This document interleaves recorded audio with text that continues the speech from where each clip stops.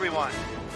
This is Korith Landwalker, and this afternoon we have another exciting stream of Star Citizen. So let's swap things over a bit. For someone who walks the land, I spend a lot of time in space. That is true, Fiendy. That is true. What can I say? You gotta walk to get anywhere, though. You may spend a lot of time in space, but you still gotta walk to get to your ship. I hope things are going well for you on your end of the monitor this afternoon, Fiendy. I want to take this opportunity to apologize to anybody for my speed of chat responses, at least in the early part of this stream. My usual second screen, my iPad, has decided to be flaky with its battery lately, and it's causing issues. Hey, Legend, how are you doing today? Yeah, so I may not be able to respond to chat as quickly as usual because I have to put up a laptop in an incredibly awkward angle to be able to see the chat. In other words, I am literally making a 90-degree turn to see my laptop's chat, as opposed to where I would be able to see on my iPad, which would be right next to my computer monitor.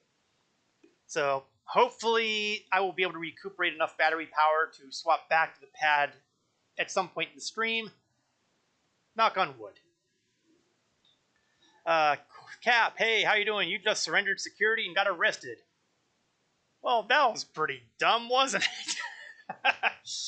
On the other hand, ending up in prison is pretty consistent. Well, getting Cap out of prison may prove more challenging than expected, because first he has to get out of prison. And historically speaking, our success rate is kind of iffy. However, sure, why not? So, let's see, I believe I am presently at Everest Harbor at Hurston. And, I was going to be doing a little bit of flying with the Anvil Hawk to start the day off, but since we have our good buddy Cap stuck in jail and looking to break out, I might need something a little meatier. Let's see, at least give him a lighter sentence. He surrendered for the science to see what his time is. And what is your time, Cap? Just out of curiosity, was there any leniency involved? Or did they recognize you from your many well, prison may be academic here because yes, another 30K server crash. There is no escape, is there? Grumble, grumble, grumble, grumble. Not even 5 minutes into my stream and we're already having a 30K. This was not the best way to start the stream today. So, grr. Oh, let's see. Might as well take this little detail out so I can at least find him. Seems to be space imploded. Yes, it did. Time and space have twisted around, broken into bits and pieces. Yeah, Cap, that was exactly my thinking. Seems to be that you accidentally killed a security person on the 890 jump mission. Not sure what the normal time would be, but it's at 1 hour now. Well, you know, it sounds like a better situation. Okay. Let me bring back the loading screen for the stream. I think we've seen the crashed picture long enough. And let's make sure that things are actually happening here.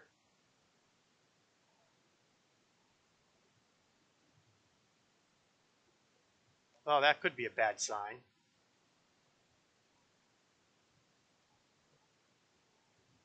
I'm not going to panic yet, though.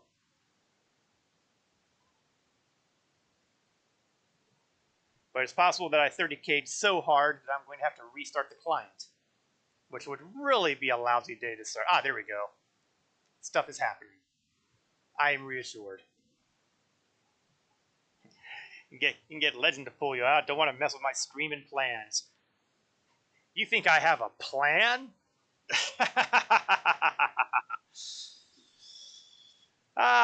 Foregathers, thank you for the follow. Welcome to my stream. We are here in Star Citizen just after a 30K crash, before I even got to the elevators on the space station. So, hooray. And let's see, if Legend is going to be coming in, then I might as well go over here and don't tell Cap, but I'm making him the group leader. Ha ha ha ha. Mine is an evil laugh. I think yours is frozen. May have to go back to being a man again. No! Don't panic yet, Cap.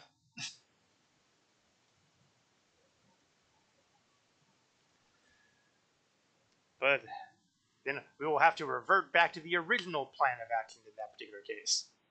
Let's hope that we don't have another server crash when we're not looking. Cap is a poor leader choice.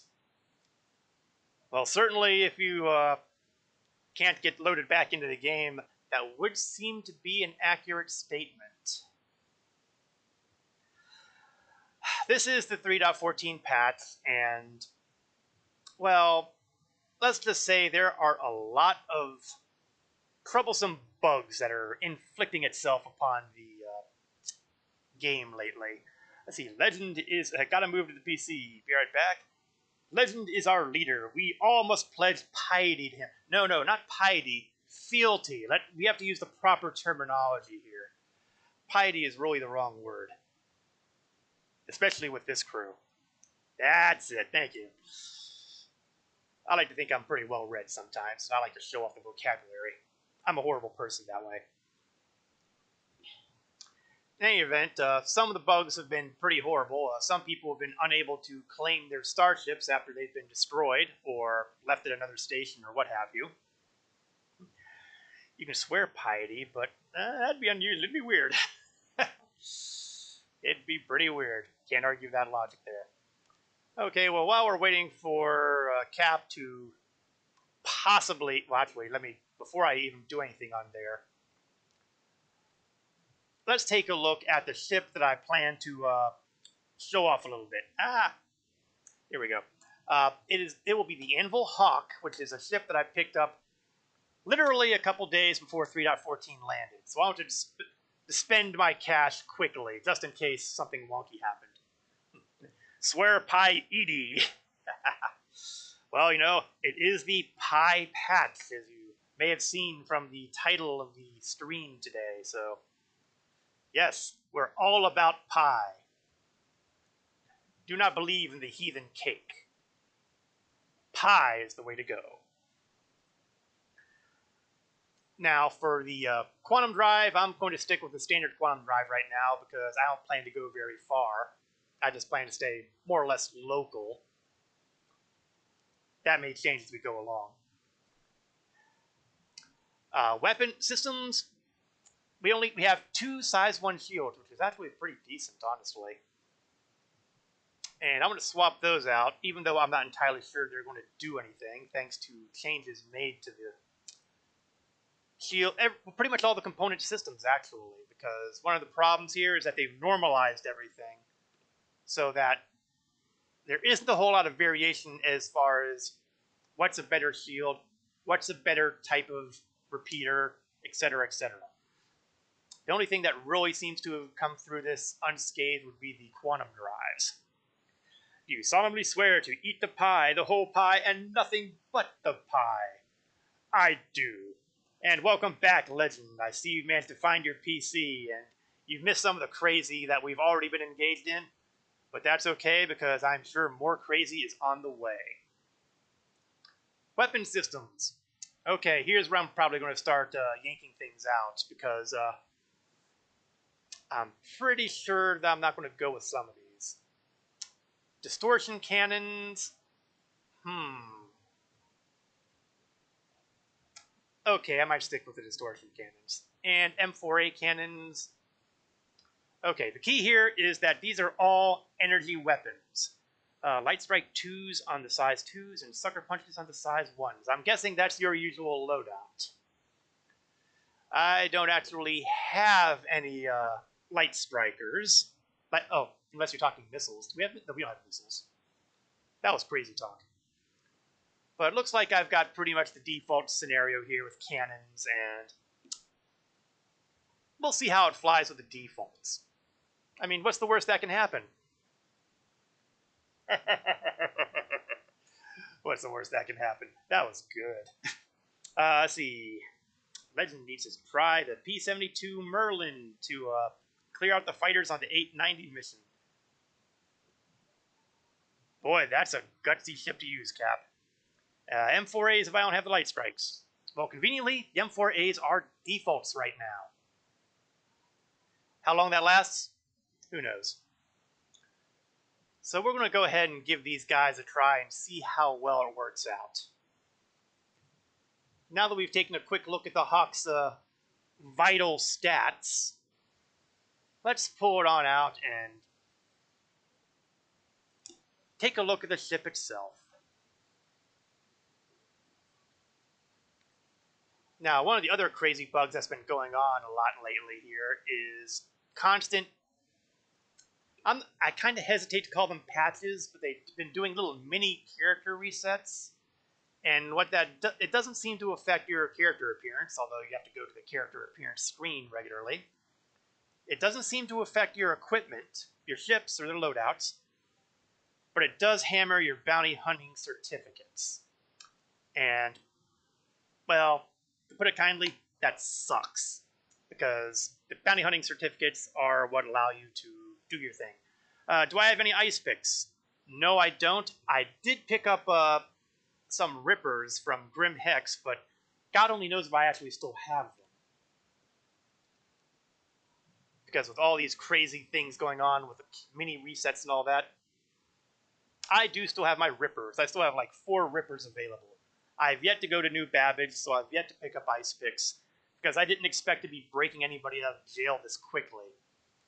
I should have known better. The Eternal Writers are infamous for winding up in jail on an alarmingly regular basis. But luckily, it sounds like Legend's got some. But Cap has also gotten a maintenance mission. Yeah, that'll probably lop off your time just like that.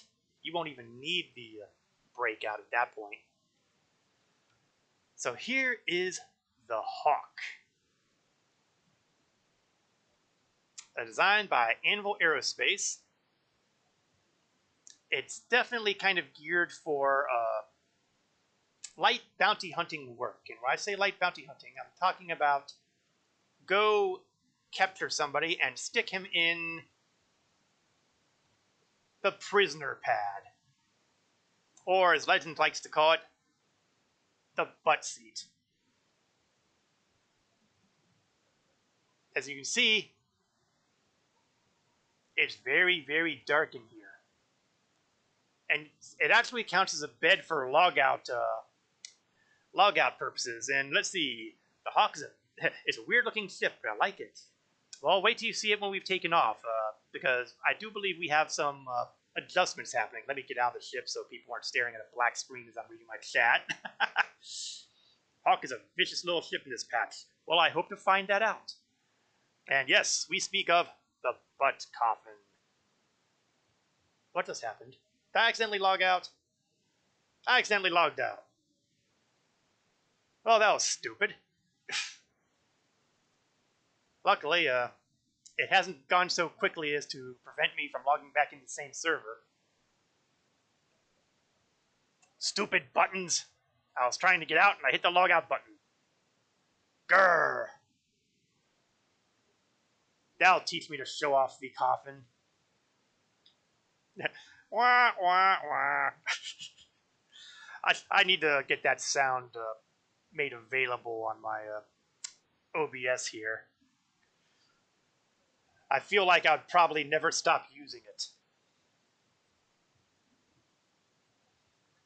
Let's see.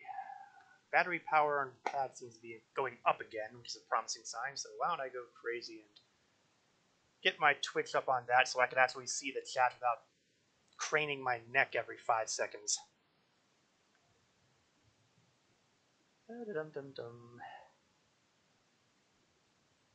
And the funny thing is, it'll probably put me back on Everest because no, it actually put me right back in the coffin. Prisoner seat. Prisoner seat. Thank you. Criminy, criminy, criminy.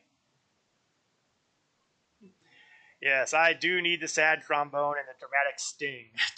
Well, I have the dramatic sting available for my crashes, as you may have noticed. All right, let's get into... Ah! Okay, well, it let me out, and then it stored my ship. Apparently, they decided I was taking up too much time on the pad. So it's back into the station. Yeah, oh, worse yet, they've impounded it. Oh, those vermin. I am really irritated now. Space is haunted. Yes, it's a ghost ship.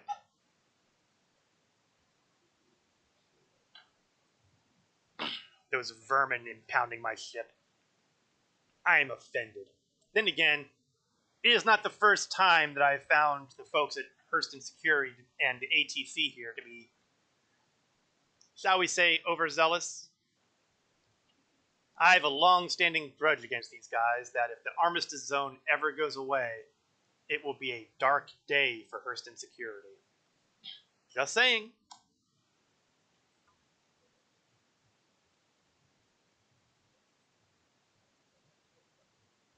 And unfortunately, I seem to be taking the long way around because, there we go. Stupid elevators. I shouldn't make fun of them. They're covering 5 kilometers in an astonishingly rapid period of time, so I really shouldn't complain. Okay, how much are they fining me for this? 5,000? Yeah, I'll take that 5,000 out of Hurston Security someday. You can be resting assured of that.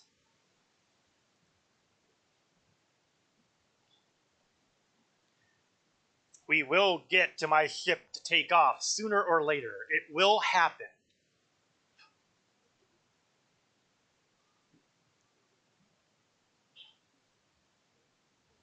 Okay, pad 1. I think that's actually a little closer. Yeah, it's only 3 kilometers away as opposed to 5 kilometers.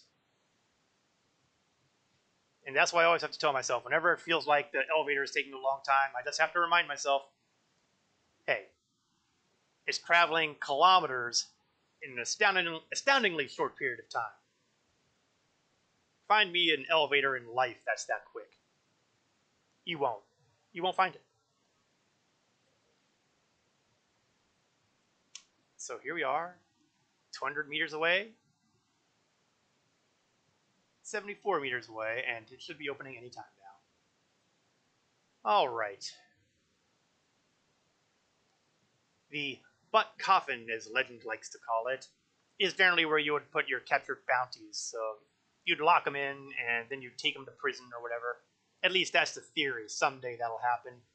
It obviously hasn't happened yet. Now, the cockpit for the Anvil Hawk is kind of weird. It drops the chair down, and you get lifted back into it. Not too many ships do that. There are a few, but roughly half of them are alien. Now, if you've seen previous streams, you will probably have noticed a change in the heads-up display. Things look a little different on the left here. It's got buttons talking about VTOL coupled. I can never remember what ESP means. It's not psychic, I know, I swear. And landing gear. On the left-hand side, you still have your velocity indicator, along with your speed limiter that I'm moving up and down. It's now a square. Why that is, don't ask me. On the right-hand side, we have a pitch indicator. And it also kind of doubles as an altimeter if you're in atmosphere. Now, you'll also notice we've got a couple interesting things going on over here. We've got M4As and sucker punches. You are seeing the weapons layout. It's also overlapping a bit with my fuel indicators, hydrogen and quantum. Quantum is how I get to go. Extended ship pokers. Experimental system pain. Well, you know, that's probably not inaccurate. I have an indicator here that says lock. It can switch to target or gimbal if I actually had those, which I don't. Number of decoys. And if I do some clicking here, you'll see a red number above it, indicating, well, it indicates how many decoys I can fire off at once. Missiles are fast and plentiful lately, so I don't use as many decoys as I used to. Legend is hoping to get in the party, and our party leader, who apparently has managed to make it into game, is trying to get him in. Yeah, Fiendy would, but the party would suck and also wouldn't be what you want. It would also be a neat trick because I'm pretty sure that I don't think you have the game client, Fiendy. And if you do, why haven't you told me? You know, that actually makes a good segue for something a few messages up that y'all might have seen pop up there, because my bot is finally working properly, indicating that I've got a referral code. If you don't have an account in Star Citizen, if you like what you see, and if you like what you see, then it only goes up from here because, oh man, this has been a rough patch. Go ahead and click that link to create a free account on Star Citizen. I would like to point out that on Wednesday, they're going to be beginning a free flight week. I don't know the details on how they're going to go about doing that, but the opportunity is there. If you do the referral thing, and if you buy the cheapest package at some point, you will also get, in addition to that, a Drake Dragonfly, which is basically a hover bike, with a custom paint job. So, if you have an interest, go ahead and click the button. It won't hurt. Honest. Probably. Okay, so now that we've done the cheapo shilling there, let's bring up the landing gear, kill the VTOL, and you'll see that we've reconfigured our ship to a new configuration. Thus, the Anvil Hawk.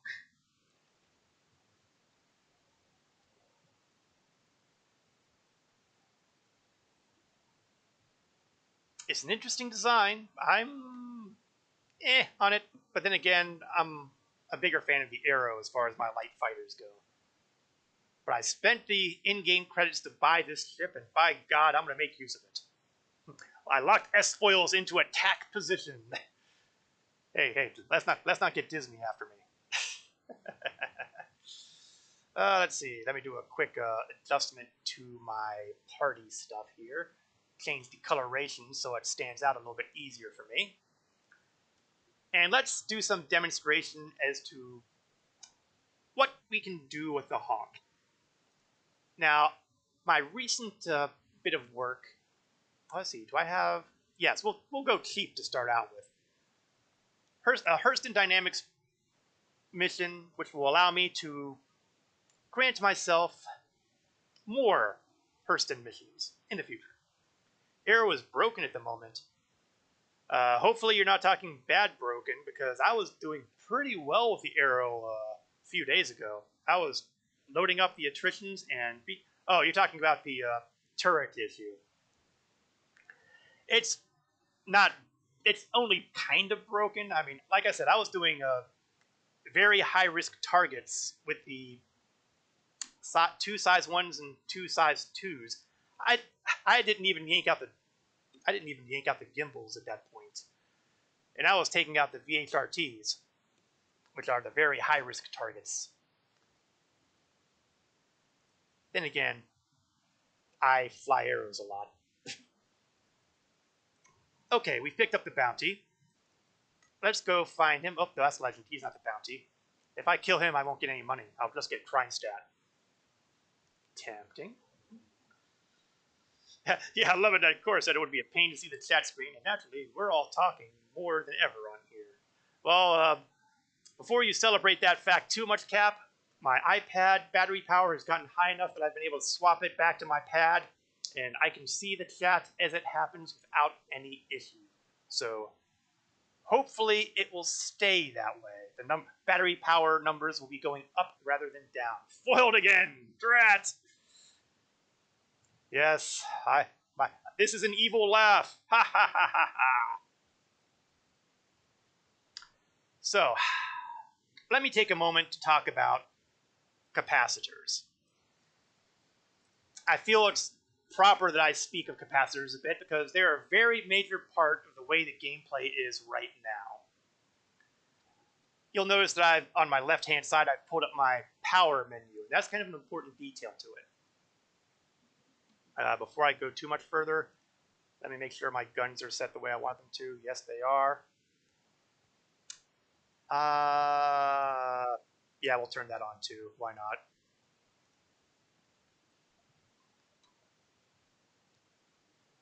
Another thing that I'm not used to is that after you do a quantum travel, it used to turn off the quantum drive, but now it stays on and starts spooling again, which is great if you're making, you know, a multi-hop trip.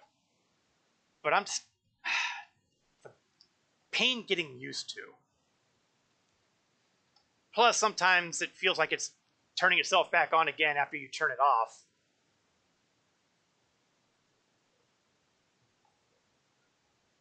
Okay, still off. That's good. Now let me take a moment to point out again the right-hand side here, where you have all of this information. This is indicating the amount of power that is currently allocated to your guns. Now, if you're using a ballistic loadout, the number you're seeing are the amount of bullets in your guns. The numbers are painfully tiny. So tiny that you will be out of ammo within about 15 seconds within a fight. That's horrible. I mean, horrible, horrible. So I've yanked out ballistics on any ship I fly right now because, at least with energy weapons, these numbers will recharge. You can see the numbers are going down. That sucker punches are empty, but you'll see they're now recharging. And they're back up. So, yeah, don't forget to turn the power on your EMP. Yeah, I did turn the power on. It's under the guns here, and I kicked the power on over here. I just haven't started charging the EMP yet. When I do, this will start climbing to 100%. When it goes to 100, I'll be able to use the EMP. And whether or not it actually does anything, we'll find out. I do not have gimbals on this, so it's going to be locked. I find I've been using that more and more lately, especially since the gimbals seem to be not quite working as usefully as they have in the past.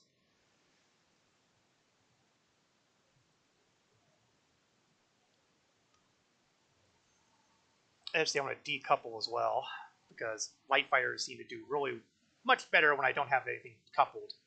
Allows me to turn around, spin around. Oh, here comes those missiles. Let's toss off some decoys and try to get out of the main path of fire and hope.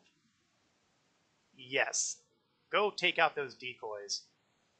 And he is flying an Origin M50 Interceptor, which means I can take him.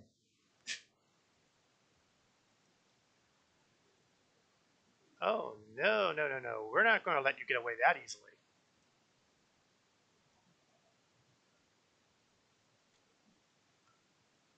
Now, you know what? I thought they'd really fix the overheating issue.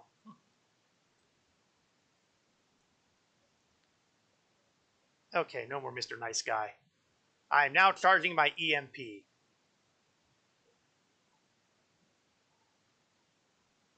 What it'll do, hopefully, is do a really nasty job on his shields and other power supply related stuff and make him a sitting duck. That's the theory, at any rate.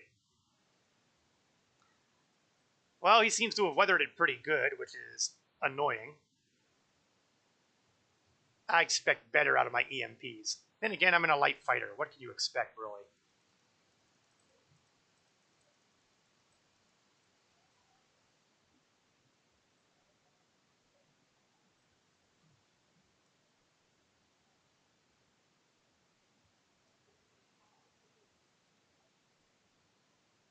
Okay, I'm charging the EMP again. Within 400 meters is pretty good. Well, we'll see about that. First step, get him in the 400 meters. Second, get him in the 400 meters where it'll actually make a difference. Of course, if he dies beforehand, I'm not going to cry. No, I just don't seem to be getting him. He's getting out of range far too quickly. That's a hazard of fighting an interceptor. The interceptors will be able to dodge you every day. I'm also not horribly impressed with the maneuverability of the Hawk, although admittedly the general maneuverability nerfs, they might have had something to do with it too. Every ship has had an issue with maneuverability for the most part, thanks to this patch. And it's taking... There we go. Bits and pieces. There's about a second delay between button press and EMP firing. Yeah, I've noticed that. I just haven't managed to get the hang of it. Oops, I better get my direction forward. I wouldn't want to accidentally crash into an asteroid flying backwards. It would be so embarrassing.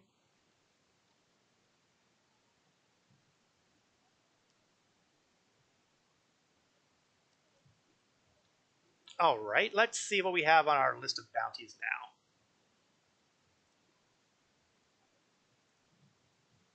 So now I should start seeing bounties that are being offered by Hurston Dynamics. You'll notice I've been getting group warrants too from North Rock. I had gotten on good terms with them, and I'll also get them from Crusader Security if I happen to be in the Crusader system. But for now, what we'll do is we are going to... Okay, fine. Looks like my next bounty target is at Crusader. Alright then, let's go to Crusader. Step 1. Do I have the fuel? I have the fuel. I have lots of fuel.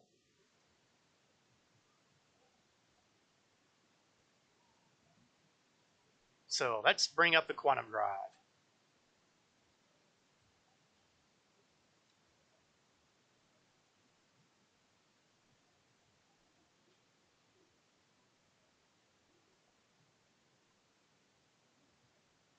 Now, of course, the other problem with the Hawk is the fact that, since I don't fly it very much, like, this might be the second or third time I've flown it in a combat situation. So perhaps, just maybe, inexperience might actually be accounting for something here. As much as I would like to claim that I become an expert in every ship that I step into on the very first time, that would be what we would call a lie.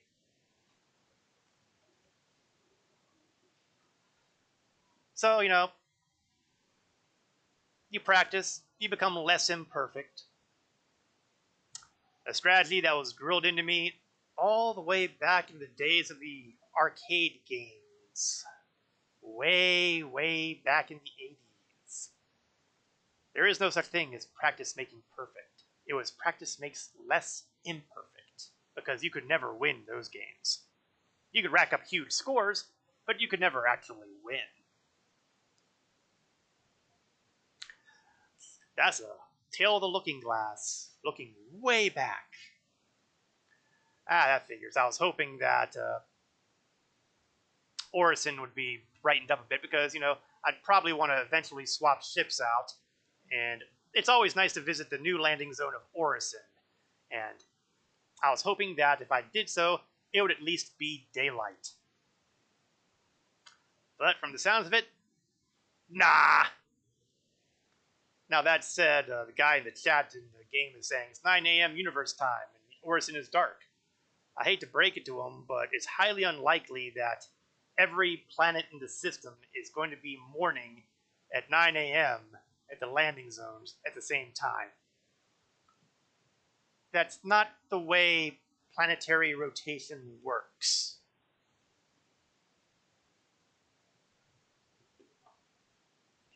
Although you never know. This is Star Citizen. Weird things can happen. Let's see. Unfortunately, since I'm using a garbage quantum drive, it'll still take us about a few more minutes to get there. I probably should have yanked out the... are all the planets tidally locked in this universe? Not tidally. The planets do rotate, but they do not orbit. As far as I'm aware, they're presently in fixed positions in their orbits. That eventually the plan is, again, all in theory, that they will orbit just like everything else does in real life. Well, maybe not quite like real life. It'll probably be accelerated, much like the planetary rotations are. But 9 a.m. for universe time, I mean, that doesn't necessarily mean it's going to be 9 a.m. for Orison, any more than it means 9 a.m. for Lorville or Area 18 or New Babbage. I mean, that's just the way it goes. Orbits are overrated anyway. Well, you know, who cares about little details like seasons anyway? I'm not entirely sure what the axial tilt on these things are either. Or if there is an axial tilt.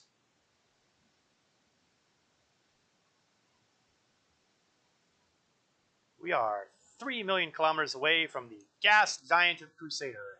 And for those who haven't seen Crusader yet since the 3.14 patch landed, Crusader looks a little different than it used to be. Like by a lot. A whole lot. But we'll see that momentarily. Now, one of the other things I was kind of hoping for the stream here, supposedly during this weekend, we would be experiencing the Nine Tails lockdown again. And basically what's happening is that there's a pirate group called the Nine Tails, and they're going to put up a blockade around a space station. I'd honestly expected it to be Port Olisar, but no, they're going for the R&R stations. It's like, why? Who goes there? Aside from refineries, I guess, but those are only in the L1 stations. Mostly. And you can participate in a couple different ways. You could participate by trying to bring in medical supplies. Now, the problem with the medical supplies is, not to put a fine point on it or anything, but nobody is actually selling supplies. I know, it's crazy, but it's true. Most of the stations that have medical supplies to sell, they maybe, you might be able to buy one box, and it won't even fill the box either. Then, of course, there's the other problem that, at least as of last week, some stations, the ones that are calling desperately for medical supplies, they won't actually buy the supplies.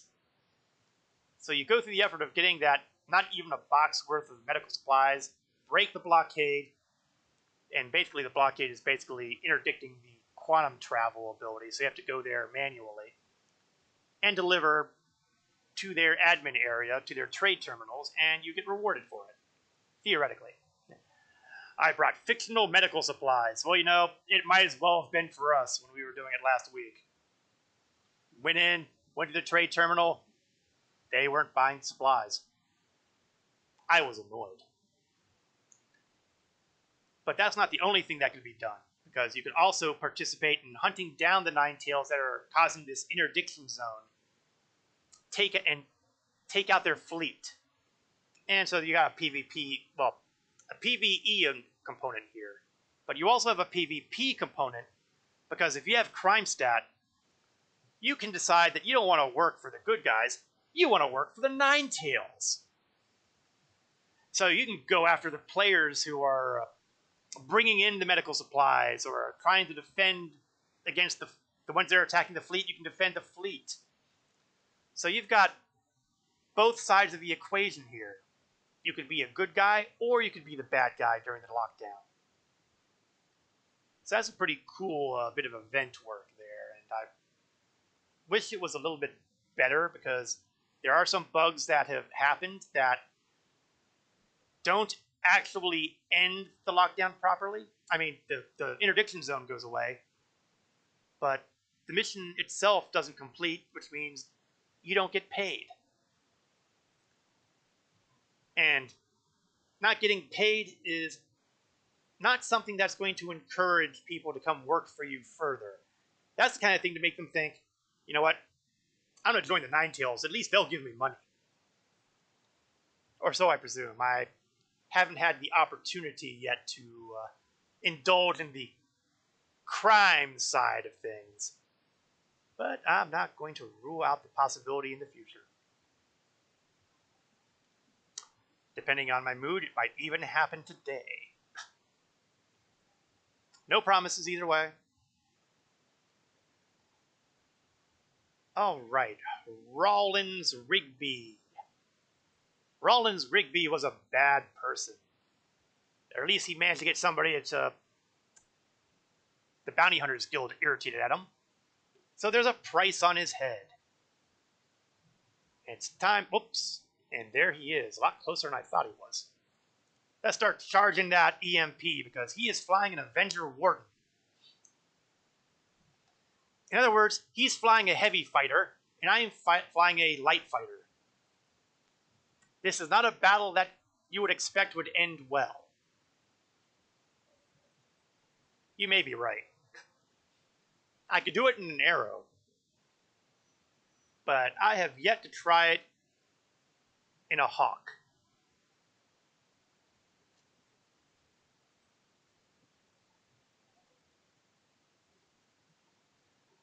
EMP up, but it didn't seem to have done too much on him. But then again, he isn't a freaking heavy fighter. So I'm probably asking a little much out of my EMP to affect him much. Oh, whoa, whoa. Too close to that rock. Let's fiddle here. Oh, and he's got friends popping up now. That's not going to make things difficult at all.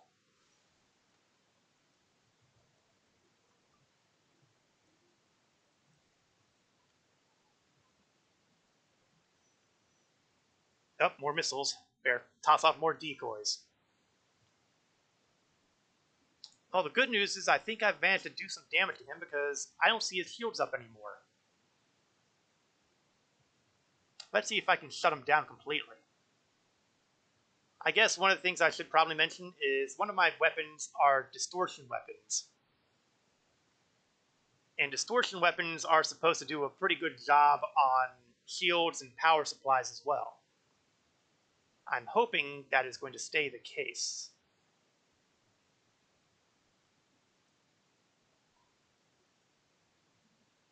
Unfortunately, what I'm not getting a lot of are solid hits on this guy. Oh, and now I've taken a hit.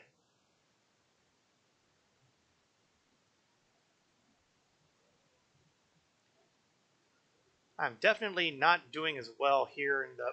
Uh-oh. Yeah, my engines are definitely affected by that hit.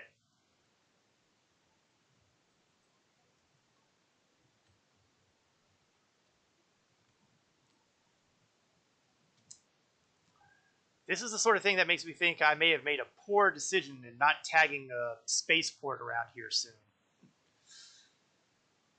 It would not be the first time. Okay, EMPs are charging again. That's good. Bounty is dead. So now it comes down to dealing with the cleanup with his buddies that showed up later. This one is flying a Cutlass Black. Well, I can't possibly let a Cutlass Black get away with this. I mean, seriously, Cutlass Black, no.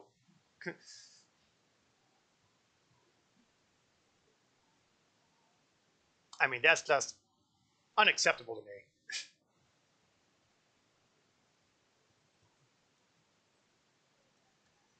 Okay, we're getting some hits on him. But he's still doing pretty good. Oh, more missiles. Better get the... Oh no, what have I done? I hit the wrong key. It's over. I've accidentally exited my cockpit of my ship, and therefore I am out of luck. But hey, I got the bounty.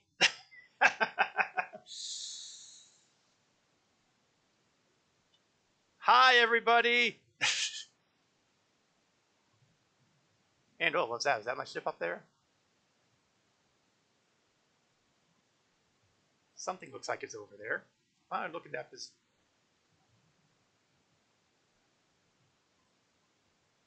The glow's gone. I suspect that's probably where my ship is. Yeah, wah, wah, wah. I really do need to get that sound put on my stream here, because it does have a feeling of the appropriate to it. Yeah, of course, I don't think that's the recommended way to fly.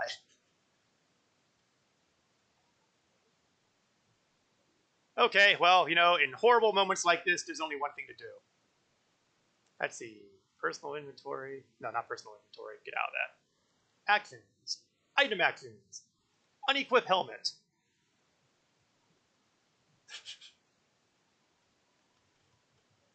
It shouldn't be that easy to accidentally step out of your ship. Yeah, it has to do with the way I've got my keybinds. I was trying to get the countermeasures going, and I kind of hit the exit cockpit button by accident. Now, there is a way, actually, to prevent that. The default setting is that you have to hold the key down for like not 5 seconds, but long enough of a period of time that it means you really mean it. I disabled that because I hate it. Cora's vacuum breather. Oxygen is for suckers.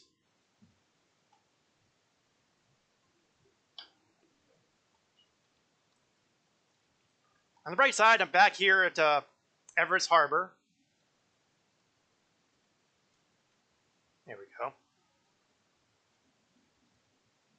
That was weird. I couldn't move forward at first, so I had to do some hops and weird. Story of my life is weird. 0.25 seconds. You get used to it pretty quick, and that doesn't happen. You're right. It wouldn't happen. But on the other hand, then I would miss out on the highly entertaining moments like this. Oh, you may have noticed at the feet of my character there, a new addition to my inventory. You see, Crusader Industries has a mascot. Finley the Starwall. Looks cute, doesn't he? Don't believe it. Finley is, in fact, a cold-blooded sociopath. He has literally destroyed one of my spaceships. Coldly and without regret. Not to mention that he did a pretty good job on murdering me. So, don't you believe that Finley is anywhere near as innocent as he looks. He's not. I mean, sure, he looks cute and makes squeaky noises. He's a sociopath. Don't believe it. In fact, I better try to store him now, or otherwise he's likely to try to kill me again. Okay, he's not actually storing. Well, you know what? We'll leave him there so he can plague Everest Harbor forever. Don't trust Finley. Finley is evil incarnate. Well, not exactly evil incarnate. He's just a sociopath. Pico is the evil incarnate.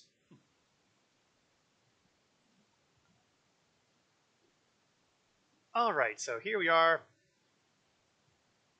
Back at the happy place of Everest Harbor. We'll do a claim on my Anvil Hawk.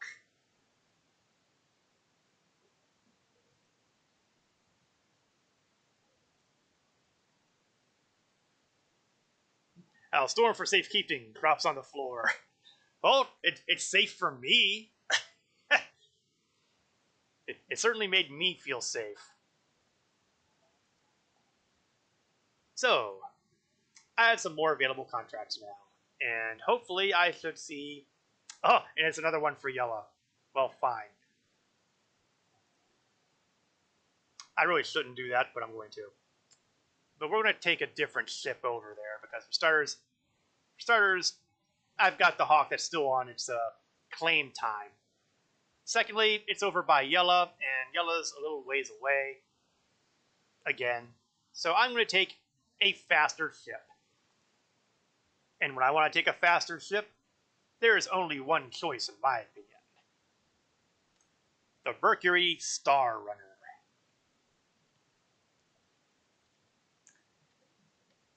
And I'm not just flying it because it's my personal favorite, which it sort of is.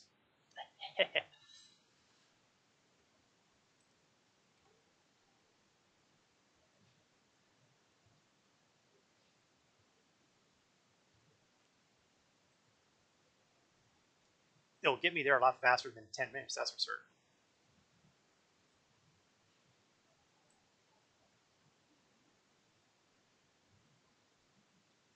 Watching that meter count itself down until we get around 75 meters, because that's about the length of space between me, the door, usually, and the pad, although this one seems to be a little further away. I blame air traffic control for their lousy parking job.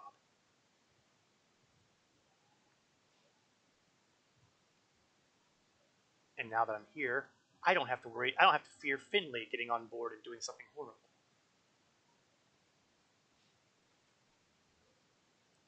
Now you'll see in here my aforementioned one box of medical supplies. This is the box that they would not buy. At some point, somebody will want these medical supplies, and when that happens, by God, I will have that medical supply there.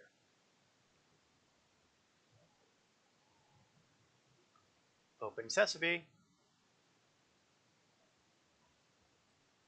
Oh, yeah, just when I'm getting ready to manually open the door, then the sensor works. We were talking about haunted ships before. Just saying.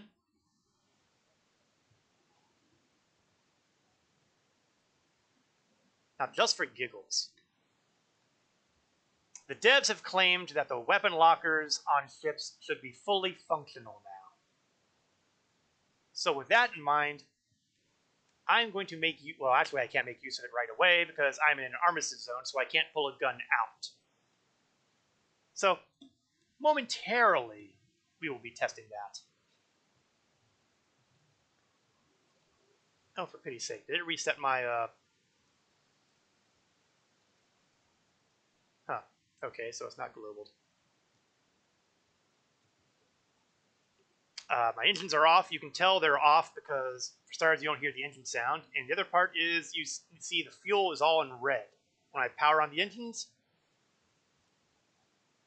bang, just like that. I'm being called. Who is calling me? I suspect it's going to be Capper Legend. And they hung up. You would think that this would tell me who's calling, but all I'm seeing is a face. With a really, really bright headlamp. Well, you know, I will do what I do for all crank calls and hang up. I heard people were badly injured and burned. I brought a half a box of surgical masks.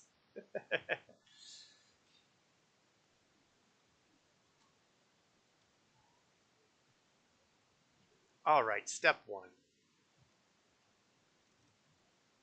Get myself to Crusader. That's always got to be the first step. I should have no trouble getting there in this ship. I mean, it was probably built a Crusader. Wasn't us. Really, I'm kind of surprised.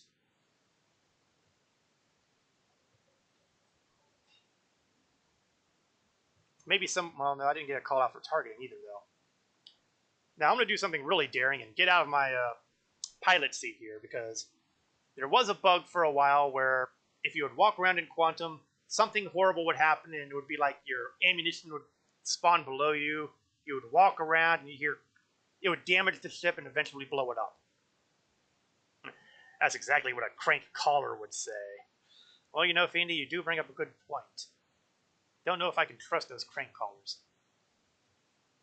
Anyway, weapons, weapon racks. We're going to do a little bit of science here too. Actually, I'm not even going to do that. I'm just going to use them right now. I will pull out my C-54 rifle, slap it into place, and we're going to grab...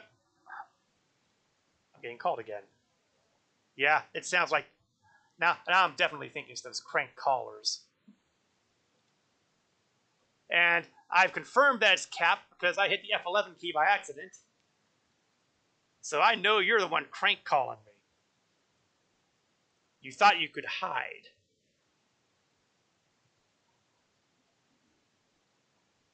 Rejected.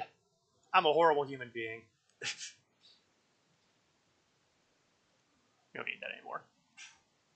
So what will happen is, somewhere along the line, I'm going to store the ship, and we will find out whether or not those guns remain persistent the next time I call it up. Now, not only am I going to do that, but I'm also going to do it with these weapon racks. However, I'll use some more disposable guns for that, because I really prefer not to lose my good stuff if I'm wrong. I've got a pair of P4 ARs, helpfully looted from, acquired by taking them from people who are clearly not deserving. It didn't involve shooting them repeatedly. Honest. I'm a nice guy who would never fill a target full of holes because he annoyed me.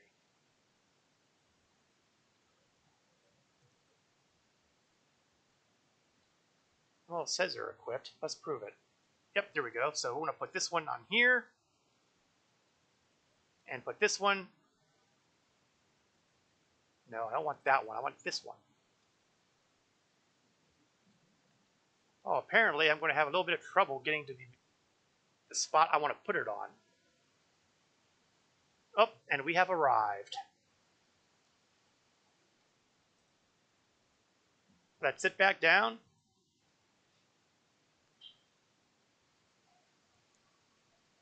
And we'll take a look at the map and see where we are. More importantly, we'll see where Orison is.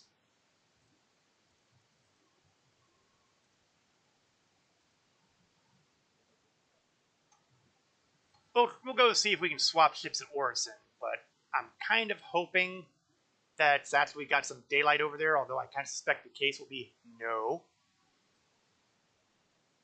It's like I can't do a stream with Orison being on the day side of Crusader.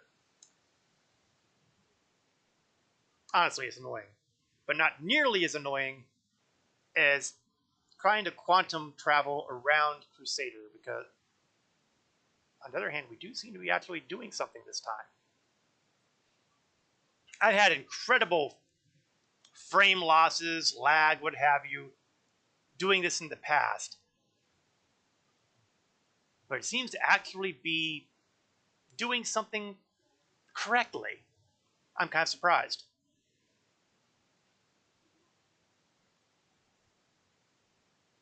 Okay, now we're getting that frame loss.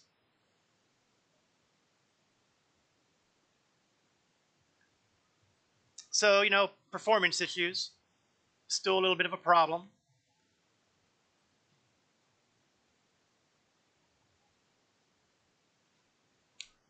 First time this happened, we all thought that I was getting ready to have a crashed desktop. Yep, dark side again.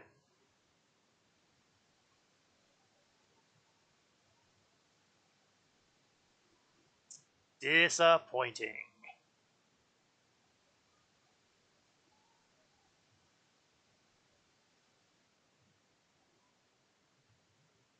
And I'm being crank called by Cap again.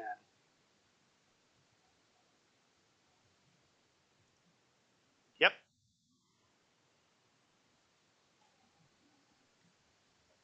All right, wise guy.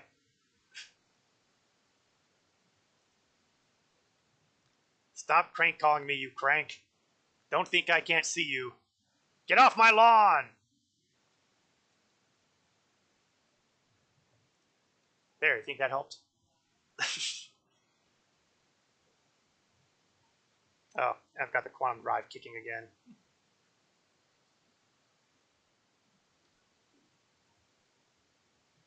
Let's see, I'm going to go into my map here and mark Orison, because that way I'll at least be able to see roughly where I'm going. And then we're going to crank up our acceleration a bit and pray that I'm not aimed towards anything. I wasn't calling you, wasn't even at my computer. Yeah, I'm afraid that would be a lie, Cap. You do realize that when I go into the Moby class, it tells me who's calling, right? Where I come from, the appropriate phrase here would be busted.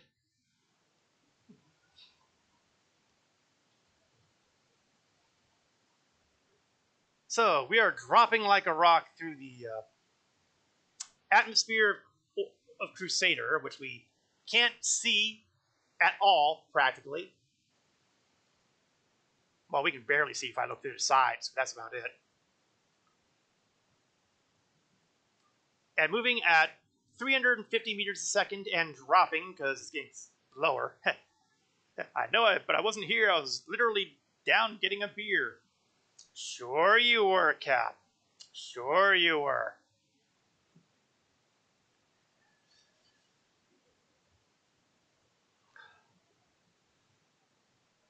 My comm traffic never lies.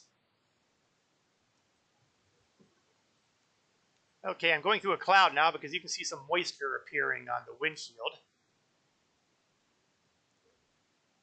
Now, supposedly, buildings are around 85 kilometers above something. I kind of don't want to say sea level because it's a gas giant. It's a gas giant. I mean, what can you expect? So, we're definitely 100, okay, 109 kilometers above something.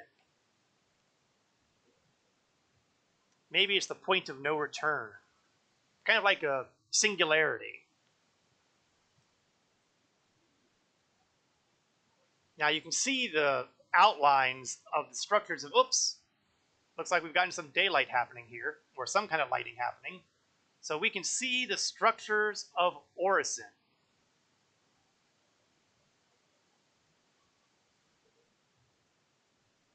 One of these days, I really do have to spend some time at Orison just to listen to the full musical track here, because it really sounds good.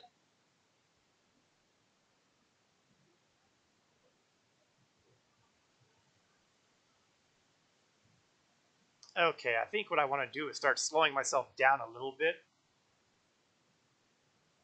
because the last thing I need to do is, okay, I'm hoping that what I'm seeing here is the message that I am within ATC and not, having a Nine Tails lockdown announcement.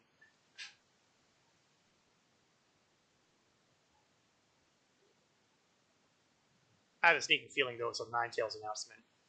The problem with the Mercury Star Runner right now is that the communication systems, yeah, it was a Nine Tails announcement. The communication systems don't really work out very well when it comes to the concept of audio. To say that that is annoying probably doesn't do it the proper amount of justice. It is beyond annoying. Entering restricted area. I don't care. What I do care about is getting a landing permission so that I can contact the ATC so I can land and swap out ships to something that I think can handle a bounty here. And it's perfectly possible that I'm going to err on the side of insane. Yeah, like I've never done insane before. I'm getting literally close enough to some of these platforms that I could probably land on these platforms. I could land on these platforms. Oh, sure. Now you're telling me I can contact ATC. Come on, people. Oh, nuts. The autopilot just kicked in.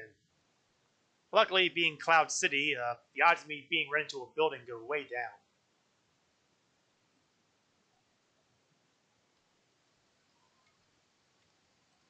Okay, let's turn off the cruise control so I can try to focus myself and locate. There. That away.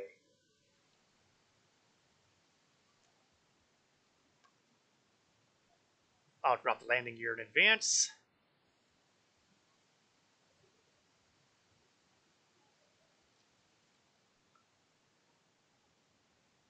I'll kick the speed up a little bit. I want to get a little closer. Hopefully I will not be sorry,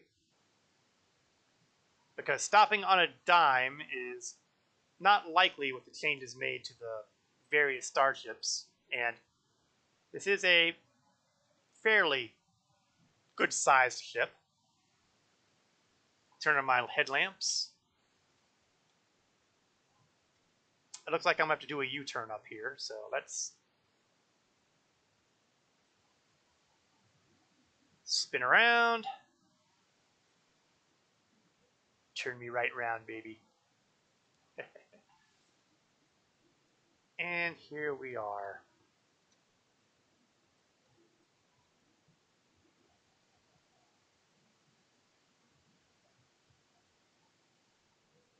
Yeah, that's a little graphical bug that's been around for a while that I hope they fix. The AeroView hangars kind of do this thing where they kind of blink out of existence briefly.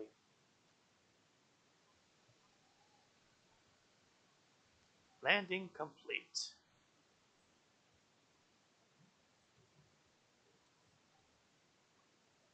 So now that we're here in Orison, we're just taking a quick pit stop here while we swap out. Oh, it drives me nuts that I can't use those other two slots. I'll experiment more on that some other time, but first I want to be able to find out whether or not those guns are still there the next time I call this ship up.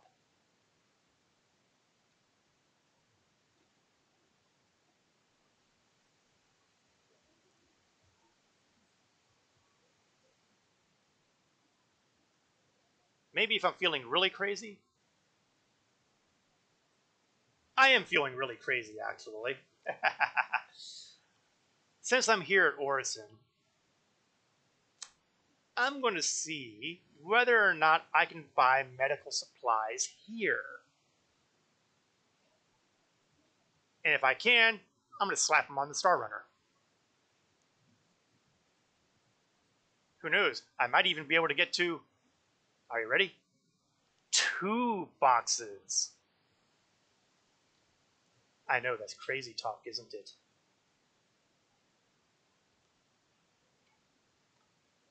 It also gives me the excuse to, get used to the layout of Orison itself. Even though that, once again, it's pitch black outside, I'm not going to let that deter me. I swear, if they have it set so that every time at roughly 1 o'clock p.m. on Saturday, it's nighttime as Crusader, I will just go ballistic. Okay, maybe I won't go completely ballistic, but I'll be thinking about going ballistic.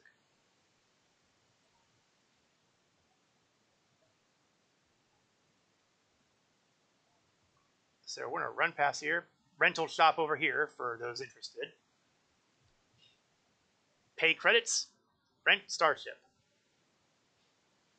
A method that I recommend highly for people who are just getting into the game, have a minimum package, make use of the rented ships to use better ships, all the way up to the Andromeda, which will make bounty hunting a lot easier. Or at least it used to. At this point, it might be a little rougher because every ship got beat up as far as everything, honestly. But I think that what a lot of people are missing is that it's like this to be a starting point, not an ending point. They've taken us to this horrible place, kind of like enhancement diversification on City of Heroes. You go to this horrible place in order to do something better. Whether or not that actually happens, time will tell. You know what? I didn't do this before, but... Oh, dry up, ATC. I'm just going to take a seat in this shuttle here and just kind of watch the world cruise by.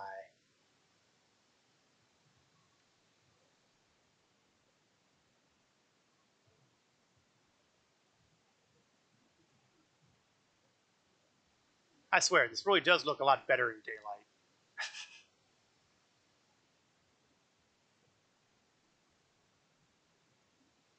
Now, at one point when you were sitting down, you could move your head around. I mean, actually do a free look and be able to see things, turn your head into directions, that sort of thing. But somewhere along the line, they changed it so now you just have this head bob. That's right. I am now a bobblehead.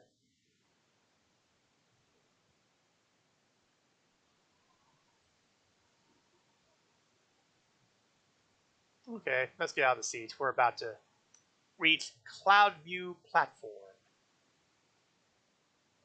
And Cloud View is where I want to be.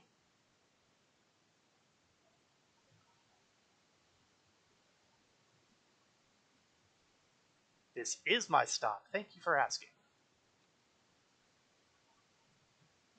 Open, open. And we're going to go to the trade terminals and hope like crazy that they have what I'm looking for.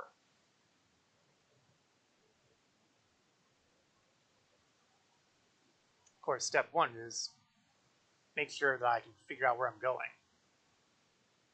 It's not that way, because it's not that way. Well, it's got to be this way, doesn't it? Oh, maybe it's on the other side. Like I said, oh, there we are. I'm still getting used to the layout of Orison, and I figure regular visits will get me to the point where I'm just as familiar with Orison as I am with Area 18 and New Babbage and Lorville. Lorville most of all. Oh, I was getting ready to go right past the trade center. I is not smart. So let's see. Will this terminal get me access to medical supplies? Yes. Now, how much do they have? There we go. 37 units. I'm pretty sure I still don't have a box.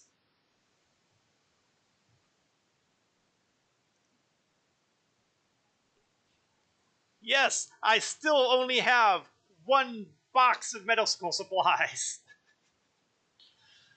Oh, boy. When you can't even rely on Orison to get it right. It's crushing, it really is. Alright, let's grab a shuttle back to the spaceport and get ready to work on that advanced tracker license certification.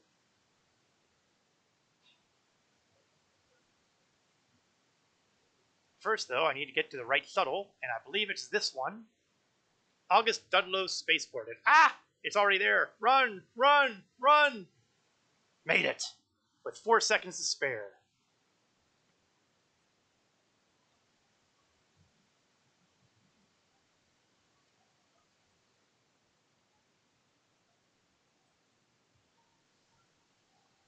The things I do to try to get on the shuttle before it takes off.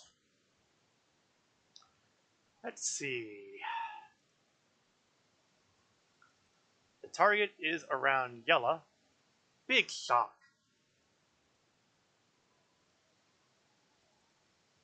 I'm probably going to have trouble getting to him, too. For a minute there, I had the thing locked in. There we go. I can't actually set the course because, I'm not actually on a ship right now. But I can at least get the click set up so that the only thing I have to do once I'm appropriately out of orbit is click and go. Set course, all done. It sounds good in theory. The reality, maybe not so much.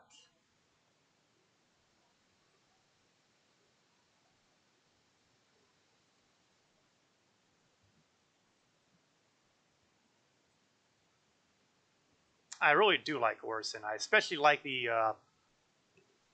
shops at the the Stratus. Sorry, the shops at Stratus.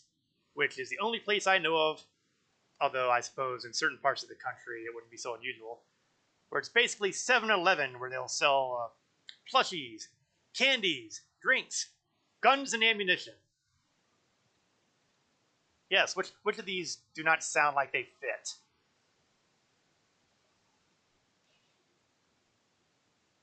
And best of all, the weapons they sell are Gemini weapons, which are a personal favorite brand of mine. They make the C-54 submachine guns I use. They make the S-71 assault rifles I use. They don't make the sniper rifles that I use. That one's by Bearing, and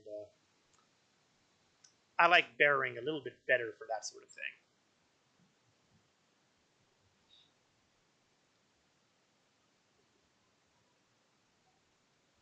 So, now that we're back at the spaceport and back at this ASOP terminals, let's see what starship would be appropriate for this bounty. Now, you may think it's strange, but a lot of people are recommending the 600I as a bounty hunting ship for those high-end targets. Sounds odd? Oh, believe me, we have not even scratched the surface of odd yet. You see, the 600I, there's two variants. The Exploration... let's try this again. The Exploration variant and the Touring variant. As you might imagine, one of these is designed for exploring distant stars, and the other one is designed for just being luxurious. You could say, you can make a case for it being a passenger liner, but honestly, it's just there to look pretty. Except, it does have some pretty potent guns. And that's where things start getting interesting, because these potent guns are pilot controlled on a large ship with decent shielding. In other words, something that can handle a beating from a very high-risk target and not just survive, but possibly win.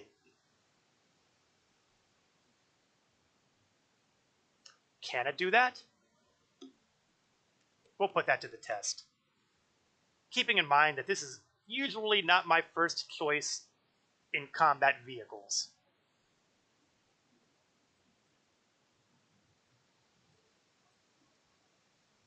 In fact, it's actually near the bottom of the list, really. Nevertheless,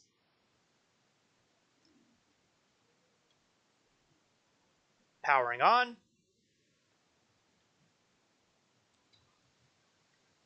I'm going to swap one of these MFD's communications and ask them to let me out. Unlike the other hangar bays I've been in, this one is a VTOL hangar. So we will be lifting up as opposed to jetting forward. I will, as usual, take a moment to point out that this ship is what I like to affectionately refer to as the Hyperion Star, named for a supergroup in City of Heroes who I still have great affection for.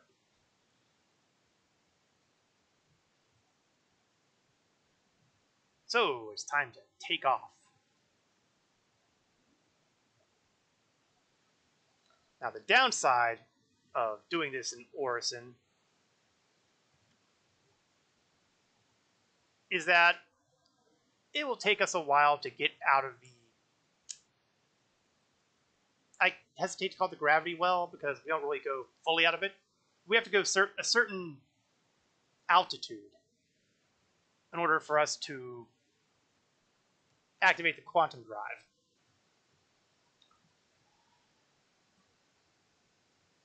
Oops, looks like Cap was a little off on his timing today. You go and enjoy that those kids' birthday parties. You hear? And I am going to rise up. And I'm going to try to accelerate as best I can. I don't expect miracles out of this because, well, it's a big ship. It's deep in the atmosphere. I am on my own. Good luck with the rest of the stream. Thank you, Cap. You have a good time.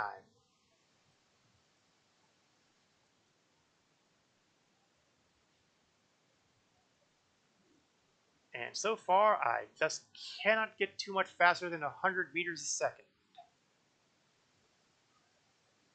A poor start.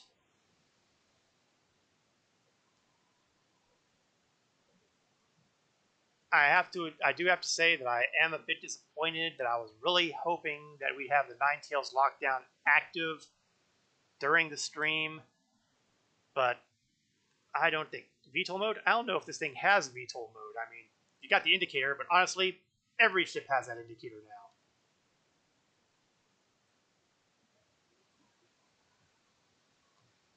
Let's see. My fastest earlier was 111 meters a second. Are we still going to hit that?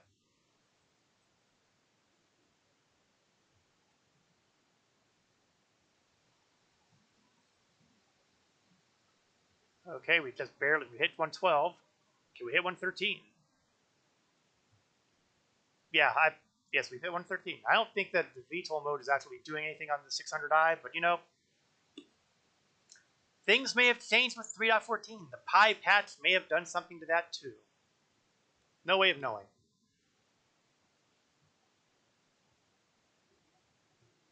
Maybe doing some empirical tests on other planets other than this one.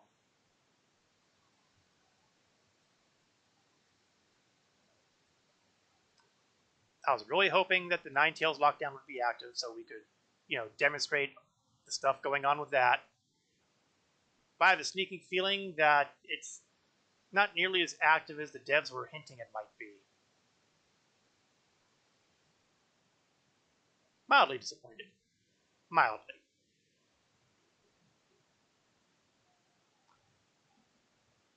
Now, just to give an indication, we have to be at 150 kilometers above that arbitrary point at Orison. Oh, there we go.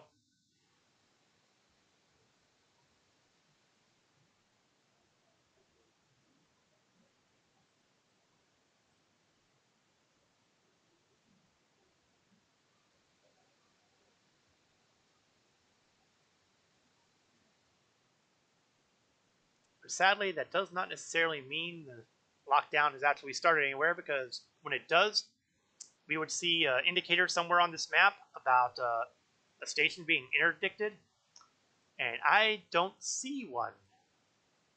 Not yet. Ninetales starting. Well, you know what? I will believe it when I see it, because, you know, they've done these announcements before.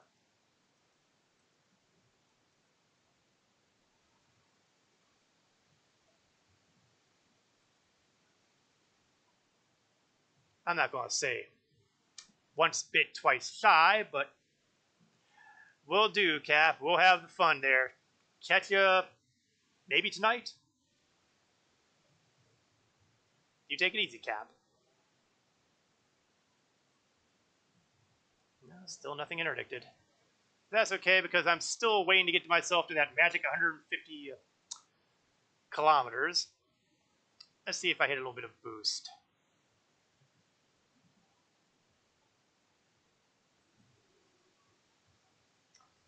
This is probably as good a time as any to go into a little bit more about that capacitor gameplay I was referring to. I've talked about the capacitors in terms of the weapons, but what I haven't done is explain what else it affects. The capacitors are basically threefold: weapons, shields, and engines. Now for engines, it replaces what we used to call the afterburner. Now we just have boost, where it'll boost whatever direction you happen to be aiming at the time, or something like that. I don't recall details. So I'm flying forward, I want to go faster. I hit the boost, you'll see that there's a certain amount of time. And once it's out, it'll have to take a certain amount of time to regenerate. Now here's where it gets interesting, because what you can do is you can move your power. If you see the power triangle on my lower right hand MFD there, I can change the power to go all engines. And theoretically, that will charge up the boost faster. It might even allow me to boost longer. I'm not 100% sure on that one. Now, the way I've got it set now, I'm 100% on my engines, but you'll see that I'm 0 on the other two parts of that triangle. So my shields are going to start losing power, perhaps. My gun capacitors, you'll see that the guns there are all in red on the indicators here, because they have no more power. So let's see what happens if I put everything to the weapons. Actually, let me reset everything first. Now you'll see my weapons are charging normally. They indicate a number of 21, which means, I don't know if it's seconds or rounds or what. But if I put all my power to my weapons, you'll see that my maximum capacity there goes up. And they will also recharge faster. And finally, you've got the shields. And we're not going to see too much in the visible arena with shields, because you'll see that, they say 25%, that's that. But they will be able to recover from damage faster and regenerate faster. So, depending on your situation, you may decide that you need to distribute your power triangle in some combination of everything there. Or, if you're like me, you tend to just leave them in the balanced area and go with that. But being able to specialize can impact your performance. And that is your piloting tip of the day.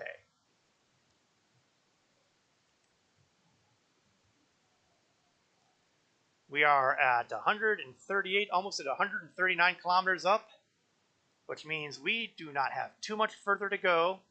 I'm going to try to boost myself a bit and cover some more of that time faster. Engine overheats don't seem to be a problem anymore, so it's just a question of how much of that boost I've burned through. But look, I'm already at 143. And while my speed is going down now because I can no longer boost because it's recharging, I still managed to get some more speed out of it, get myself some more time saved off, so that momentarily I will be able to quantum travel out of the Orison vicinity. In fact, I'm going to spin up the quantum drive and aim towards, I want to say, Selin. And really the only reason I'm aiming towards Selin because I really don't want to have to circle around Crusader again.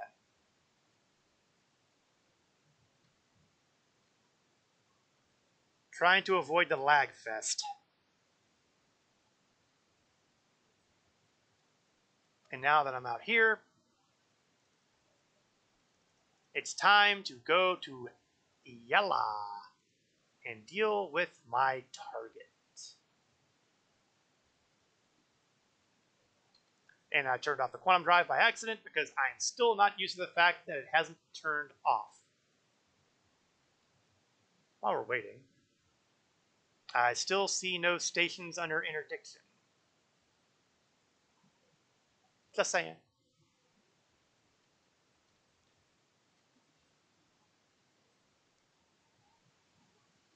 While I'm quantuming, I'm going to up my... Okay, it looks like I can't up my decoy count until I'm out of quantum. Grumble, grumble, grumble.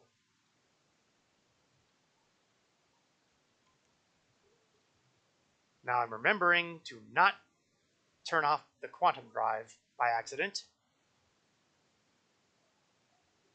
I will learn this. Oh, I better also drop my speed a bit, because I'd prefer not to be going at top speed when I arrive at an asteroid field, because that would hurt. And by hurt, I mean wreck the hell out of me.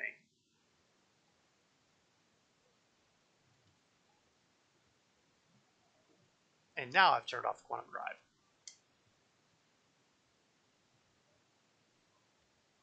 So let's get ourselves a little faster so that I can hopefully get a target on this guy. Now, radar and sensors have changed a bit. In the past, if I hit the tab key, I would go into a sensor mode. But now if I just hit tab, it's basically creating a ping, much like you got back in the day when you were searching for mineable supplies. Now it's just a one-button, 360-degree globe.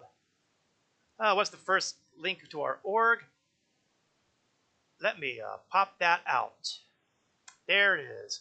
There's the link both to the org on the RSI site and to our Discord. And our target has just made himself known, which is probably going to be horrible for him. Now, another thing that is available is Missile Operator Mode.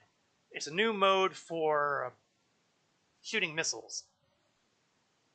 It turns off your access to your guns, but on the other hand, you can fire missiles in rapid succession, and I do seem to have a few of them here.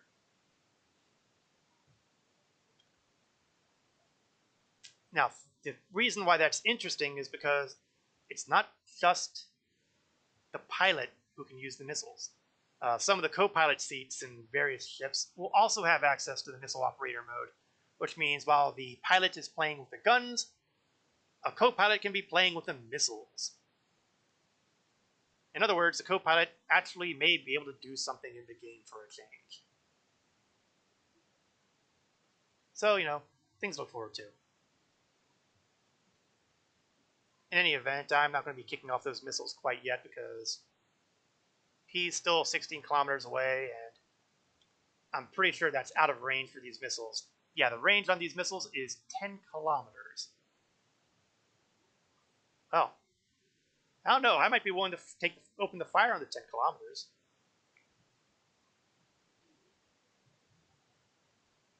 Let's see if we can close that gap a little more.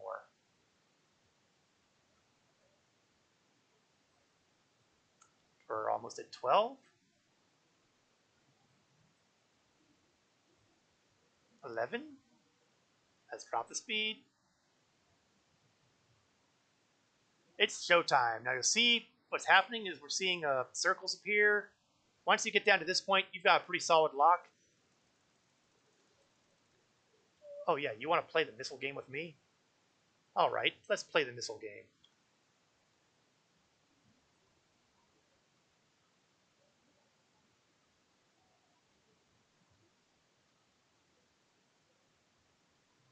Having no trouble locking on my target. There we are. Now I do also have these really big guns.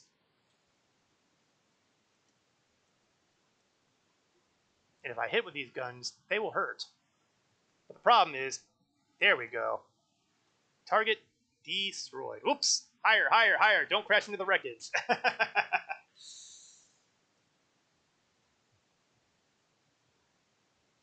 And the fact that these guns basically wreck their targets is one of the reasons why the 600i has become an oddly popular choice for bounty hunting. Unfortunately, its maneuverability is the downside. But if your targets have trouble maneuvering as well, it kind of evens out.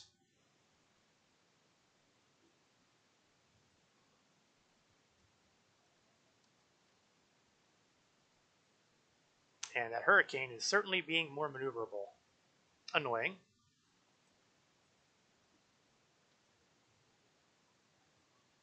There we go. Let's get some targets on him.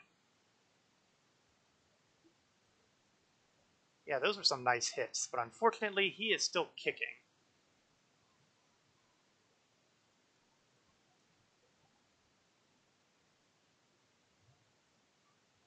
Come on. There we go. And the last target is another Warden. In other words, he's been taking shots at me and been generally ineffective.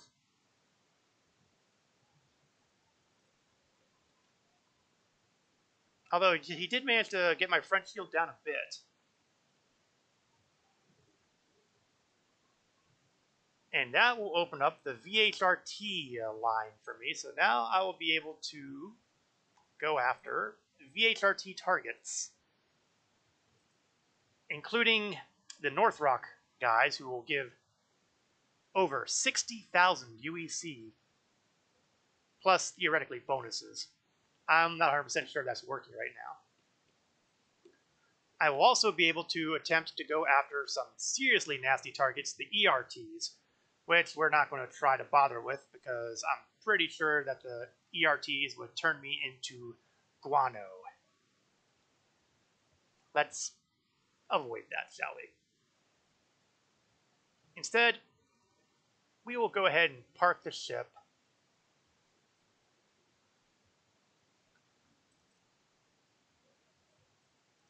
at the last place you would expect me to take a luxury kind of ship. Grim Hex.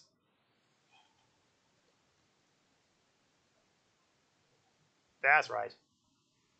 Why not take a ship that, is on the top 5 list of most popular ships to steal to the hive of scum and villainy that is Grim Hex? It sounds like a perfectly good idea. I can't see any way that could go wrong. I'm a stinker. Plus, as an additional side benefit, I might be able to bump into Legend a bit. Just kind of sideswipe him with his tiny ship. Or, even better, I can demonstrate the other part of scanning. I showed the ping earlier, but if you go into a scanning mode, you can scan targets, or scan, not necessarily targets, but things that are in the center of your screen here, and get some information. For example, right now I'm scanning the station Grim Hex. No security. Talks about some of the old 38-bar trade terminals and none of your business. That's Grim Hex, boys and girls. Scutters, KC Trending Parts, Tectonic.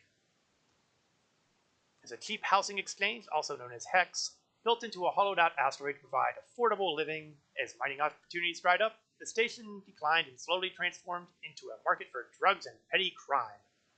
Locals now refer to the station as Green Hex. Grim Hex. The green part came from the original name, the Green Imperial Housing Exchange. Now over there we've got Legend, who's only 15 kilometers away, so maybe I'll be able to scan him. There we go. He is flying an Anvil Hawk, light fighter. Let's see if I can get more detail. No, that seems to be all the detail I can get out of him. There's just not a whole lot to Legend there. Don't take it personally. He has no crime stat, so I presume, because otherwise the crime stat would theoretically show up there. Okay, let's get out of this side swipe maneuver. Kill my forward momentum because I don't want to wreck into Grim Hex. And get ourselves a landing pad.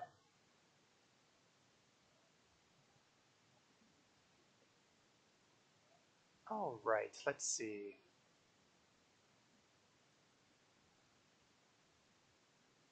Trying to figure out my approach. And I am on... Trying to do free look while I'm flying at the same time is probably not the smartest thing I've ever done.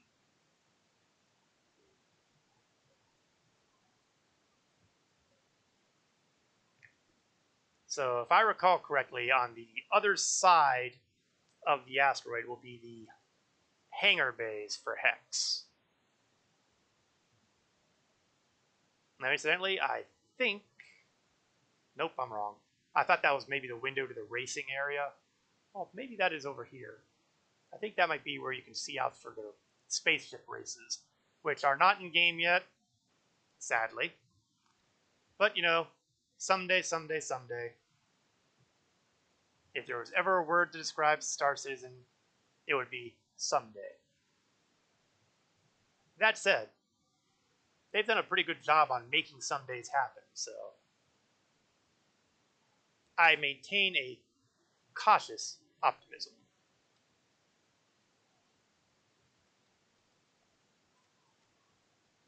And I think I'm still on the wrong spot. Let's see.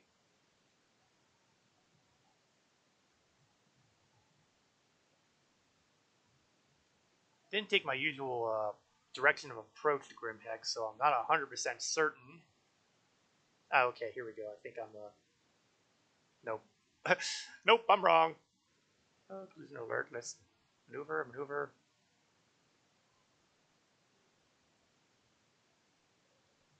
Will I fit through there? I guess I did. Okay. Think. Ah, here we are. Kind of. That's what you see over here are the old landing pads for Grimhex. You see, once upon a time, these were the main landing areas for Grimhex, and you would go there to land. You know what? I'm kind of tempted to land there now. Coming soon! Yeah, that's another motto of Star Citizen right there.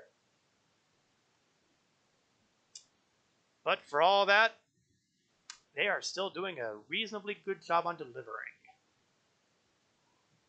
I mean, there's still heaps to go, but you know, when you make as many promises as they have, I'd be surprised if they got half of them done in a decent amount of time.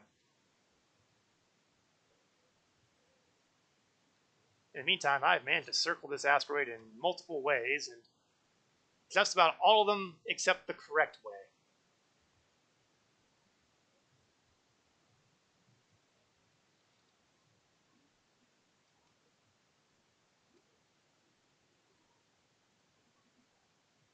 Okay, hold on. Is that no? That's the top again. Okay, I think it's time to give myself a little bit of a orientation here. Where the heck is Yella? Okay, there's Yella. So I want to hang mostly to the left.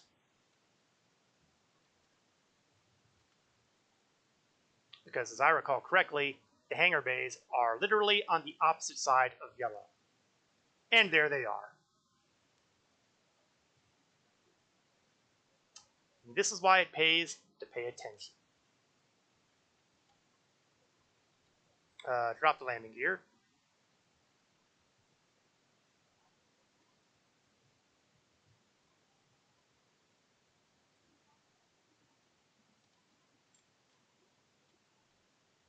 Really? You don't say.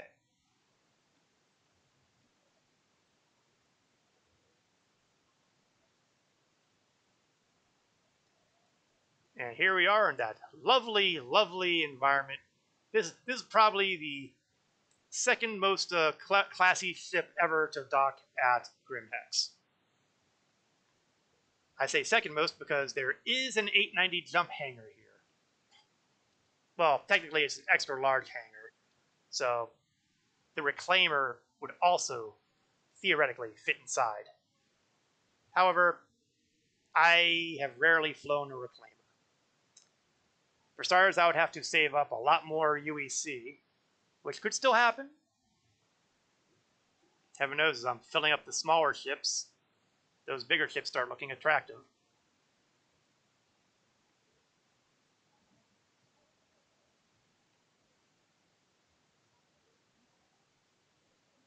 But the problem is those bigger ships are along the line of 20 million UEC.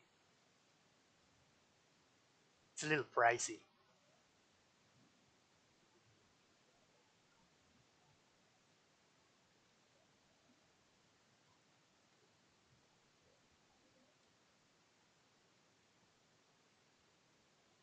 Let's get the door closed so I don't have anybody hijack the ship when I'm not looking.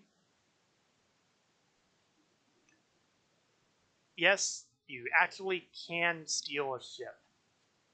It does require, you know, the person being stolen from to really not be paying attention. But it can be done.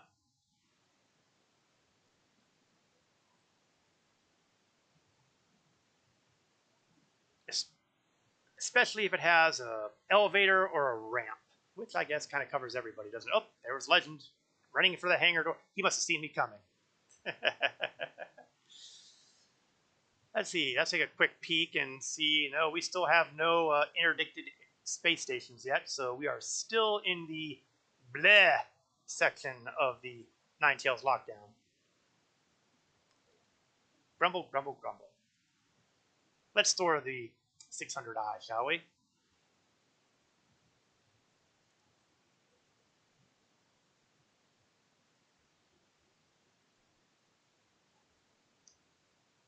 There are a wide assortment of ships available in the game right now. I mean, I've got a pretty wide assortment here, some of which were pledged, some of which were not.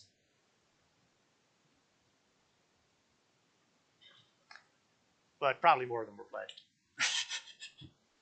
What can I say? 2020 was a good year for me, aside from, you know, the Black Plague.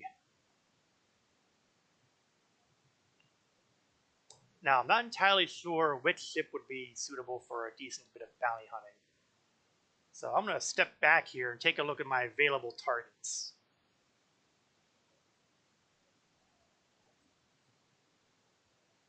Contracts. Although I could do a delivery order instead. I wonder if there's any drug missions rolling around here. Let's see, chance to impress for Vaughn. I'm not interested in doing a Vaughn mission right now, because that's Crime Stat City. Although it would be a fitting way to end the stream, wouldn't it? Nah. And there's another one from Vaughn. And he's basically the PvE criminal. You'll basically get bounty hunting targets and all sorts of other missions from Vaughn, which are criminally inclined. In fact, he's got a reputation tab somewhere here under contacts. I'm sorry, he's under organizations, because apparently he's a big enough name that he can be an organization in and of himself. Now, the problem here is that you really don't get anything for improving your status with him. You're a potential operative? No perks. Adequate? No perks. Highly valued? No perks. Nothing, nothing, nothing. Really, Vaughn is just not really worth it. At least with people like North Rock, you get pay bonuses. There's an open question as to whether or not the pay bonuses are actually working right now. And you also have these contacts who, depending on your reputation, will offer you missions that can be either legal or illegal. Miles there, for example, is a bounty hunting company. I guess he's more of a PMC guy, actually. And some of his group bounties will eventually go up to very high-paying ERT-style missions. And when I say high-paying, I mean high-paying. Of course, you got to be able to handle hammerheads. That's a little rough, especially in this patch.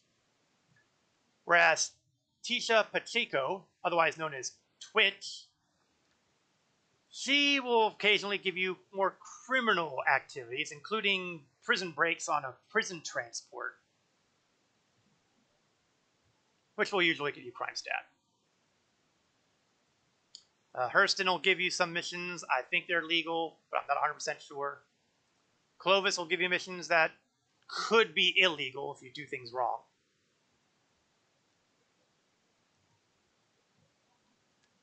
But you gotta do their personal missions first to open up the chain. They're kind of like the bounty hunter certificates in a way. You gotta do a mission for them that opens things up, and then you have a party.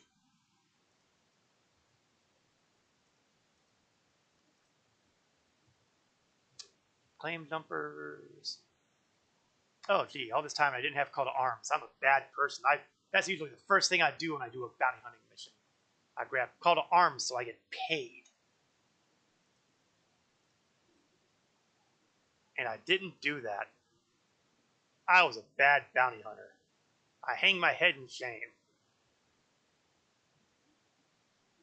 I will make up for that by running... We'll just run a standard VHRT here. As far as ships go, let me take a quick peek at my vehicle loadout manager, make sure that the ship I'm looking to do is not carrying something like ballistic weapons, because that would stink. The Aegis Saber has done well in the past. It is carrying Panther repeaters, so I'm used to that sort of loadout. It's a stealthy kind of ship. So let's yank out the Saber, and let's see how it performs in this new era of pie.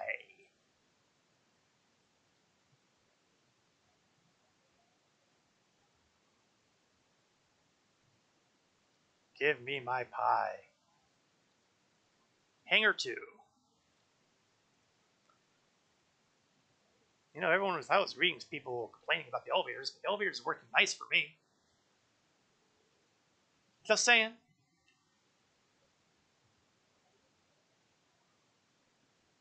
Alright.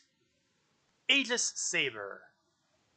Aegis being one of the two prime military starfighter producers. Other one being Anvil Aerospace. Now, technically, there are other military producers, but those are the big names.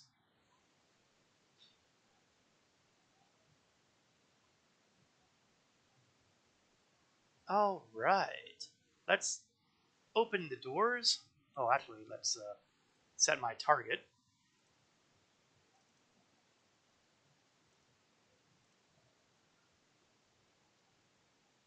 I will go down here. I'm going to link my weapons together. All energy weapons. I'm pretty consistent. Open up my communications. Ask them to open sesame.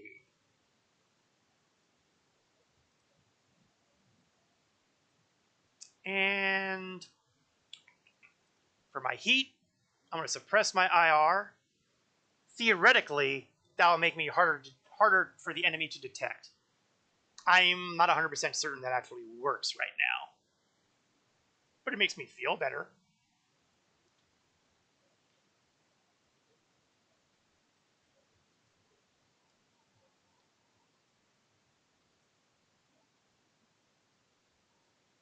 So off we go.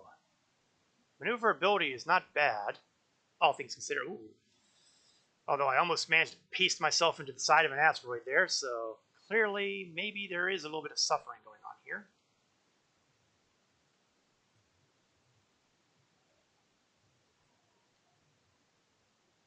My power triangle is at defaults because, again, I like having a nice balance.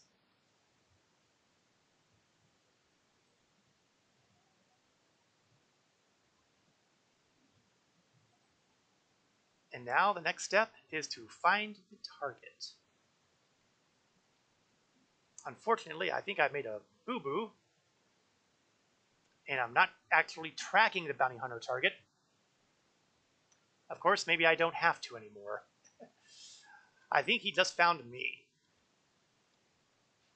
Now, my goal is to basically get him before he gets me. I am carrying some torpedoes on here.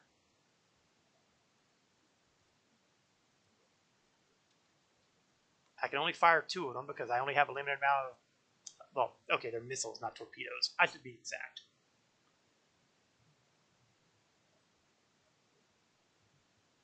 But he's flying a Valkyrie, which means he could probably take those torpedo hits. So we're just going to stick with the guns. I may come to regret this.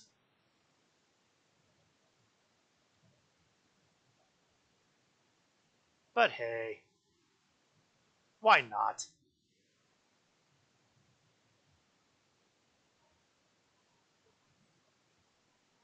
Closing in at 8 kilometers. Now, all the weapons have been pretty much normalized here, so I have to get disgustingly close to be able to hit them. Figure around somewhere between 1.5 and 2 kilometers before I can start wailing on them.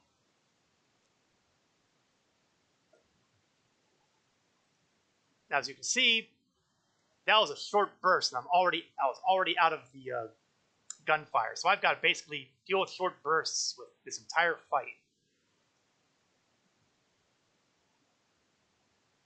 At the same time, the Valkyrie has turret guns, which have a much larger capacity, which means if he were to use all his turret weapons, I could be in big trouble.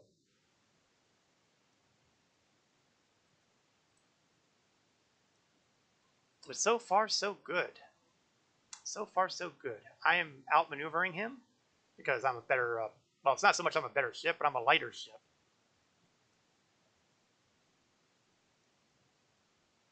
And I'm definitely getting hits on him because I'm seeing hull damage as opposed to shield damage.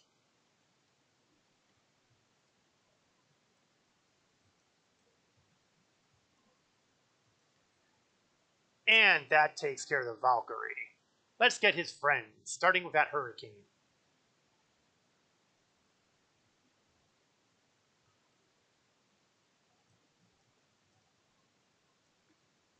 The changes do require a lot more trigger discipline than back in the day. You want to make sure that your shots have a decent chance of hitting. Even if they don't hit, you want to at least feel like you're close.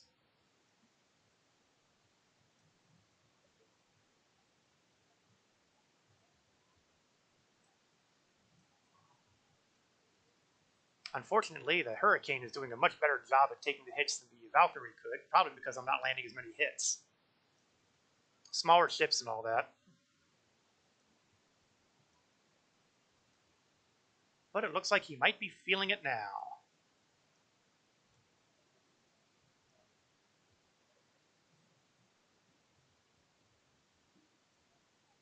Fire faster!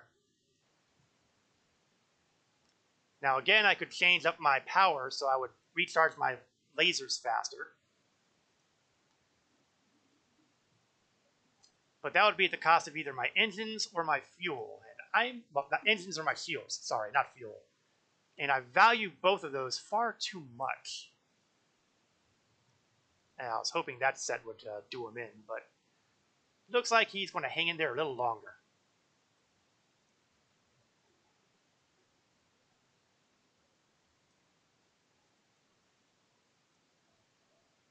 Hurricane's gotten a little tankier. And they were in pretty good shape to start with.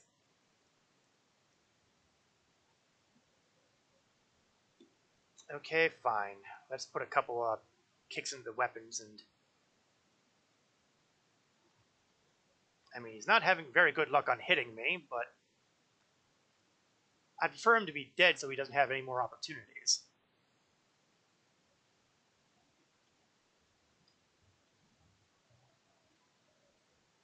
Oh, there we go.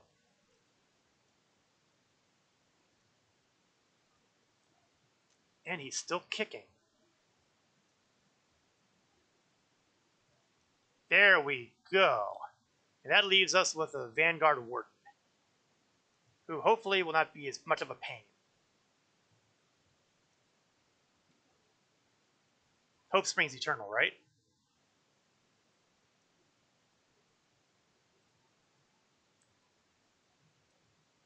Now, if you've been watching previous streams, you'll quickly realize that I am not being able to take these guys out nearly as quickly as I could in the past. And that has a lot to do with the weapons, the capacitor gameplay. It's a whole new ball game.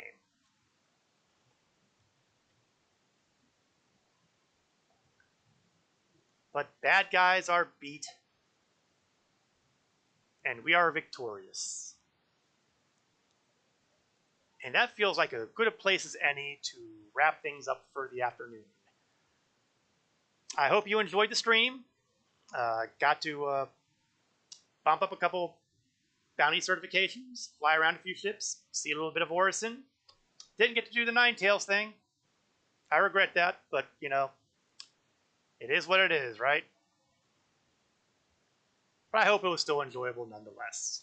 I will, of course, be streaming again next Saturday, 1 o'clock p.m. to approximately 3 o'clock p.m., depending on, you know, combat situations. I also stream Star Trek Online on Wednesday nights at 8 o'clock p.m. Eastern to approximately 10 o'clock p.m. Eastern. I'd like to thank everyone for watching, whether you're watching this live or on video on demand. Do I have time to watch Suicide this afternoon? Yeah. talk more on the Discord on that and work that out. Aside from that, everybody, I hope you have a good day. This is Gorath Landwalker, signing off.